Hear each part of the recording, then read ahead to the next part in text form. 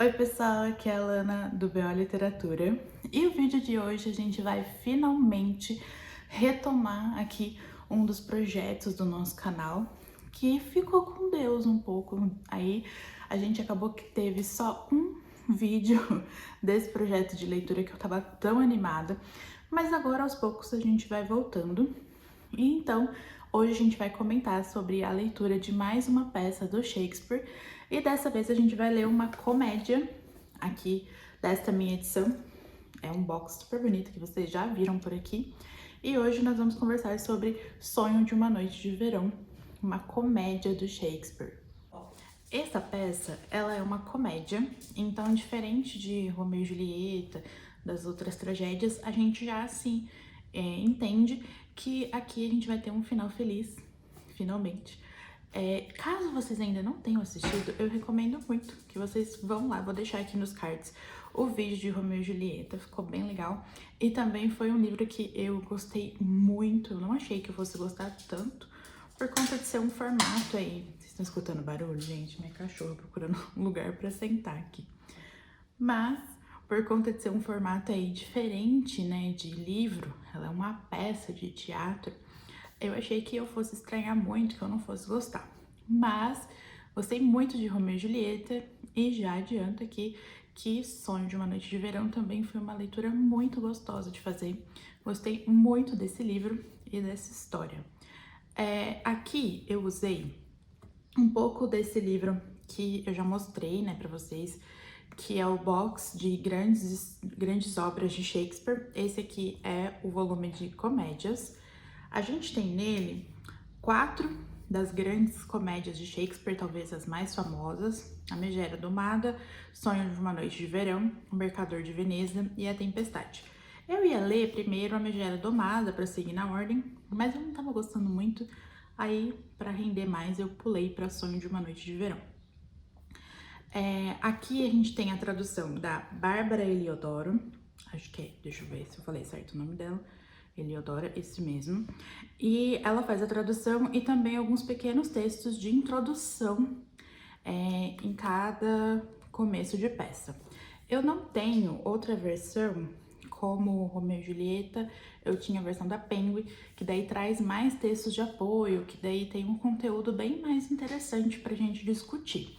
Aqui ela faz uma pequena introdução falando um pouco sobre como que foi, um pouco sobre a história mesmo da peça, fazendo alguns links interessantes. Ela também vai comentar algumas curiosidades assim para ajudar a gente a se situar. Então vou trazer para vocês aí alguma dessas coisas. Aqui eles falam que essa peça foi escrita por volta de 1595 ou 96 e teve aí a sua grande publicação editorial em 1600, que é uma das melhores edições que já teve, assim, daquele tempo ali das peças de Shakespeare. Essa peça também é considerada por muitos como uma das preferidas de Shakespeare, talvez por ser uma história gostosa de ler, isso coisas assim, da minha interpretação, né? Eu imagino que ela agrade muito mais porque ela é uma história muito mais fácil de entender, gostosa de ler, com um final feliz, que já deixa aí todo mundo mais animado. Esse vídeo ele não vai ter spoilers, eu não vou fazer como em Romeu e Julieta, em que eu contei toda a história, pedacinho por pedacinho, né, de tudo que acontece no livro.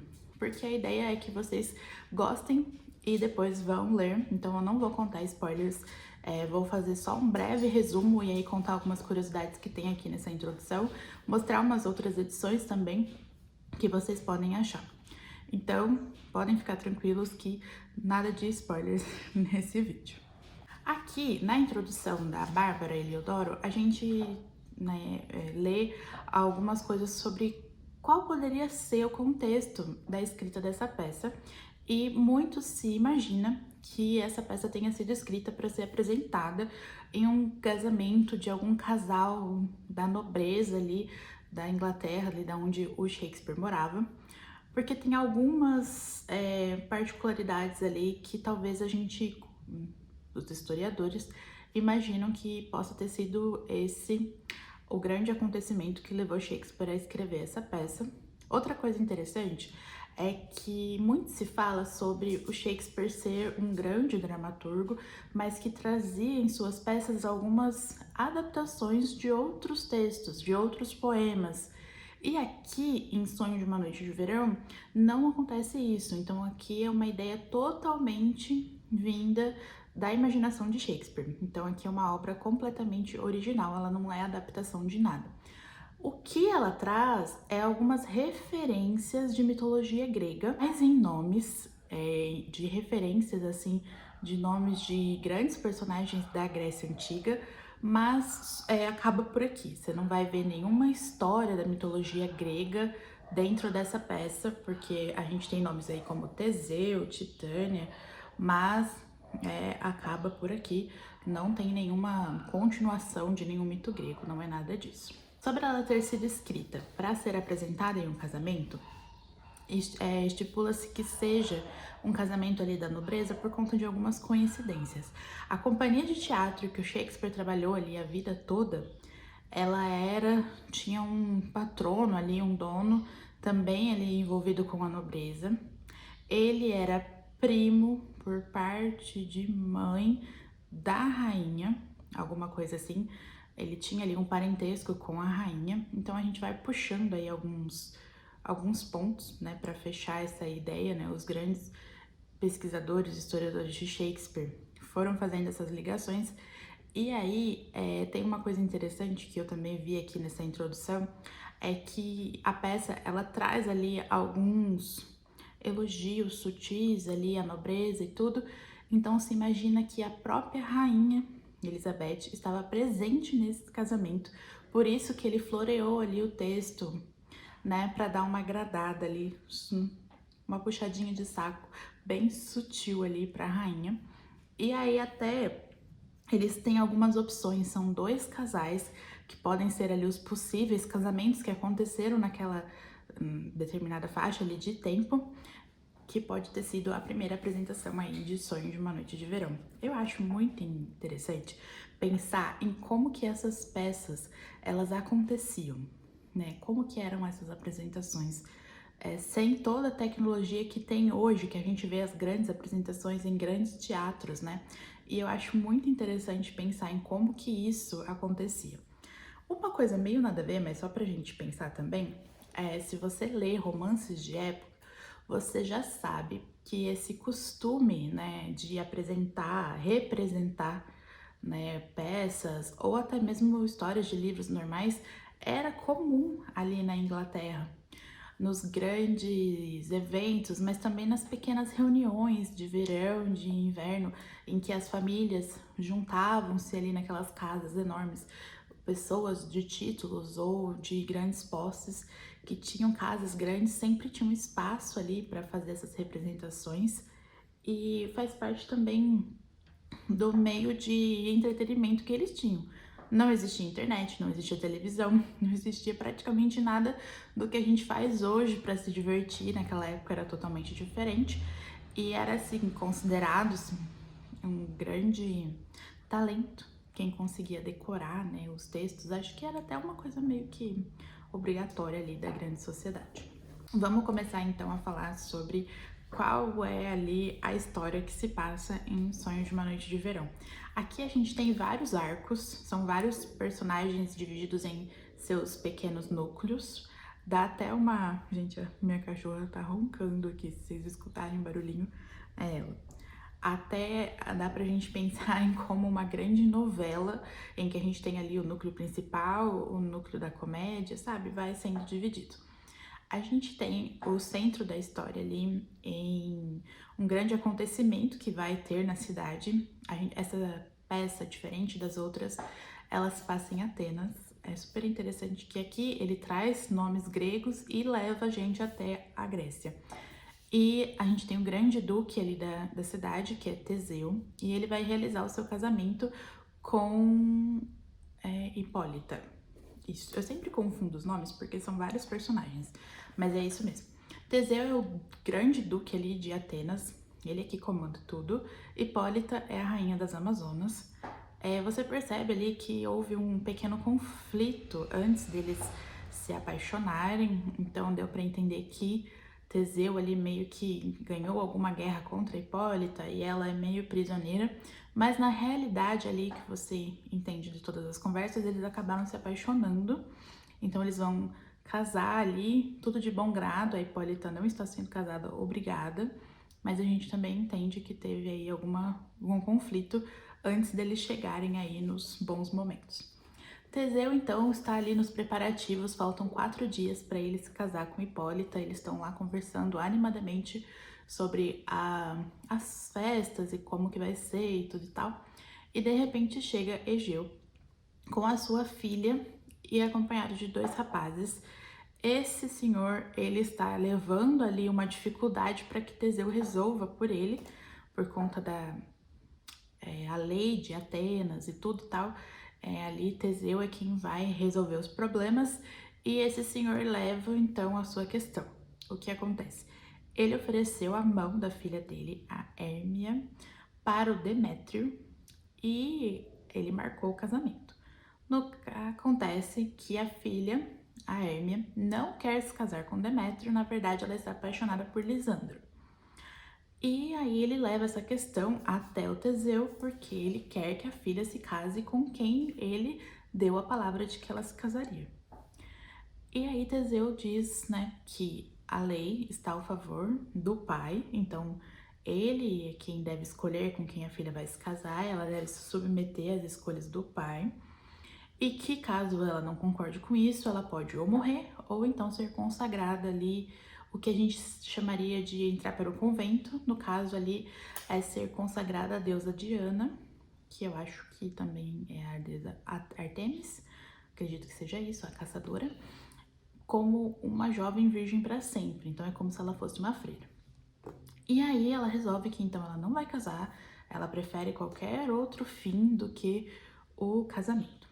Primeiro a gente tem então esse arco, que é Teseu e a Hipólita programando o casamento dele, e aqui a questão da Hérmia com o pai e seus dois pretendentes, um que ela ama e outro que ama ela, mas ela não ama ele. É até engraçado, gente, só um spoilerzinho bem pequenininho. Lisandro, ele é muito apaixonado pela Hérmia e ele, Demétrio, tem o mesmo grau, assim, na sociedade, tem as mesmas riquezas. É toda uma questão de honra e de palavra, porque o pai escolheu Demétrio e não Lisandro. Aí Lisandro vira, assim, bem debochado e fala pro Demétrio: ah, casa com o pai dela, ele ama você, ó, ele já aprovou. Você tem o amor do pai e eu tenho o amor da filha. Alguma coisa assim.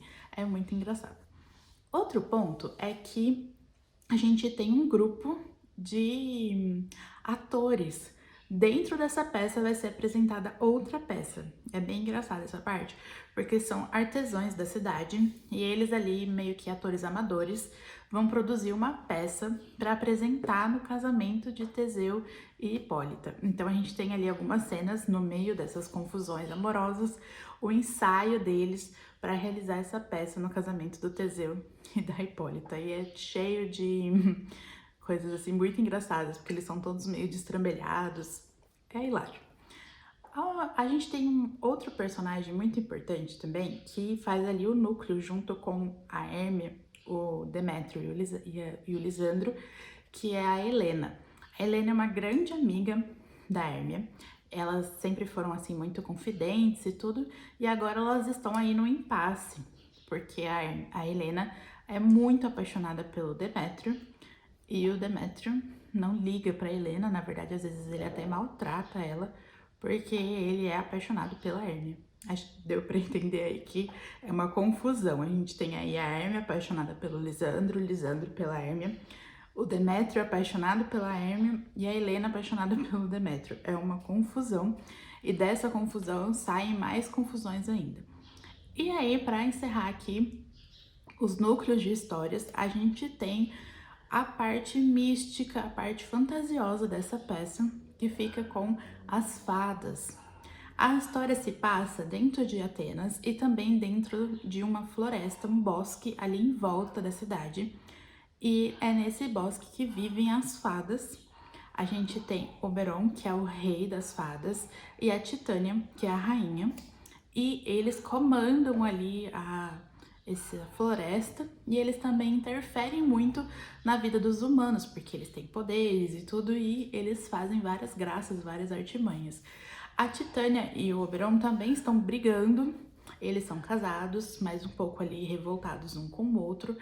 A peça mostra cenas até de ciúmes, comentando sobre o casamento da Titânia, da Hipólita e do Teseu. E aí eles também têm ali um impasse sobre uma criança. Então tem toda uma confusãozinha entre os dois, que a partir disso desmancham-se outras confusões entre os humanos.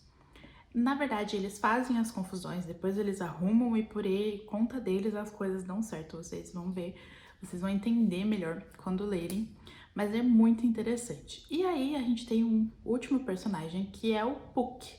O Puck é como se ele fosse um saci. Tem algumas pessoas que comparam esses personagens. Ele não é uma fada, ele não é um duende, ele ali é um ser, né, do mundo místico. Ele trabalha para o rei Oberon e ele tem ali algumas características meio estranhas e ele é muito travesso, muito levado e ele faz várias peripécias durante essa peça e por conta das confusões dele é que um monte de coisas acontecem. Ele faz muitas coisas assim, meio... Ele é desajeitado, não percebe muito bem o que ele tá fazendo. E na verdade ele meio que não tá nem aí também pro que vai acontecer.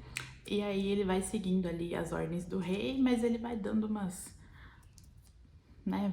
Ele não segue a ordem ao pé da letra, ele não se atenta a todos os detalhes, porque ele não liga muito pra isso. Então, essa é a história de Sonho de uma Noite de Verão. Ela gira em torno de todos esses personagens. É um texto fácil de ler, porque ele tá animado, você entende que tudo vai dar certo, mas você quer muito saber qual o caminho que aqueles personagens vão percorrer. Você quer saber ali quem vai ficar com quem, como que vai se dar ali, quem vai casar, vai dar certo, não vai? É muito interessante, é muito parecido com o que a gente costuma consumir agora em comédias românticas de livros contemporâneos. Porque tem, assim, triângulos amorosos, desarranjos, arranjos, uma coisa dá certo, a outra, de repente, não dá, e aí vai, né, desencarrilha o trem desencarrilha ali, e depois segue de volta. Então, dá pra gente fazer conexão com os livros de romance contemporâneos que a gente gosta muito e lê muito nos tempos atuais, com essa obra aí tão clássica e tão antiga, né, de Shakespeare. É muito interessante a gente pensar, né, que, olha, desde o começo já existiam histórias como as que a gente lê agora. Eu vou mostrar pra vocês, bem rapidinho, algumas outras edições. Eu vou deixar aqui na tela pra vocês a foto da edição que eu li no Kindle e que eu achei a tradução mais simplificada, um pouco mais fácil. Vou ver se eu consigo ver aqui qual é o tradutor ou qual é a editora. Eu achei no Kindle Unlimited. Eu tava lendo pelo livro, mas eu queria ler no quarto já com a luz apagada pra dormir. E aí sempre tem algum livro do Shakespeare no Kindle Unlimited. E aí eu pesquisei e achei essa edição. Vou deixar a capa aqui pra vocês. Ela é muito fácil de ler. A edição do livro físico, ela não é difícil, mas ela traz as palavras mais complicadas. Eu diria assim que ela é mais próxima de como seria a obra no original, mas essa do Kindle Unlimited, ela traz um pouco assim de facilidade, se você tá ali com preguiça de ficar lendo palavras muito difíceis. Então essa edição que eu coloquei aqui para vocês do Kindle Unlimited é da editora LIPM Pocket, é de 2011, são 107 páginas, gente, é muito pequenininho. E aí a tradução é um chuchuzinho, super fácil de fazer a leitura. Outro livro que eu encontrei aqui, outra edição no caso, eu tenho aqui alguns livros que são do Colégio Objetivo, e aí trazem vários contos clássicos, várias peças de Shakespeare, tem muitas coisas legais, e aí é essa capa bonitinha aqui. E esse aqui é adaptado e apresentado pela Isabel de Lorenzo, e ele também traz um texto muito fácil de ler e de compreender. E ele tem até umas coisas interessantes, porque ele vai mostrar aqui numa apresentação como esse daqui é para ser usado em escolas. Então ele traz ali uma apresentação de quem é o Shakespeare, ele também fala um pouco sobre o que a gente vai esperar ao ler uma peça de Shakespeare. E ele tem também uma pequena ali introdução do que se passa nessa história, o que acontece.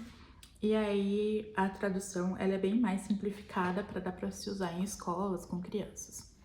Aí, para encerrar, eu vou mostrar para vocês um pouco desses outros livros, porque tem alguns títulos muito interessantes.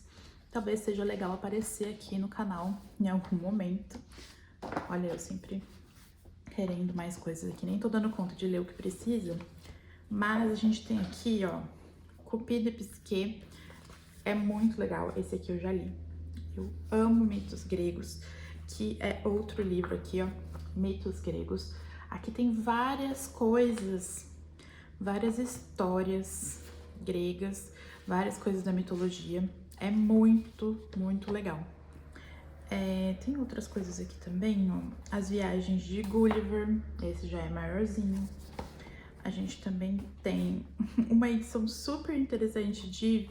Ó, gente, olha como tá velha esse aqui.